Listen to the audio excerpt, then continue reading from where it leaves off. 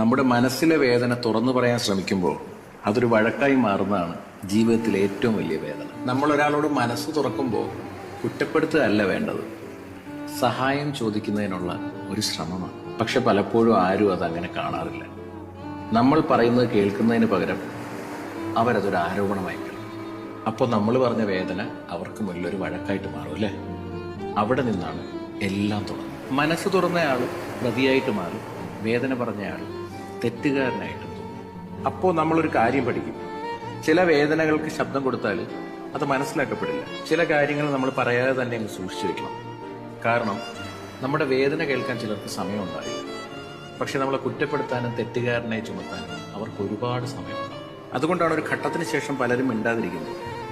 അവർക്ക് വേദന ഇല്ലാഞ്ഞിട്ടൊന്നുമല്ല, പക്ഷെ ഒരു വേദന പറഞ്ഞാൽ പിന്നീട് വീണ്ടും ഒരു വേദനയാകുമെന്ന് അറിയാവുന്നതുകൊണ്ട്. ഒരാളുടെ മൗനം പലപ്പോഴും ശാന്തിയൊന്നുമല്ല, അത് നൂറുകണക്കിന് വാക്കുകളുടെ മനസ്സിലാക്കപ്പെടാതെ പോയ ശബ്ദം മാത്രം. ചിലപ്പോൾ നമ്മൾ വഴക്കിട്ടത് കൊണ്ടല്ല ബന്ധങ്ങൾ തകരുന്നത്,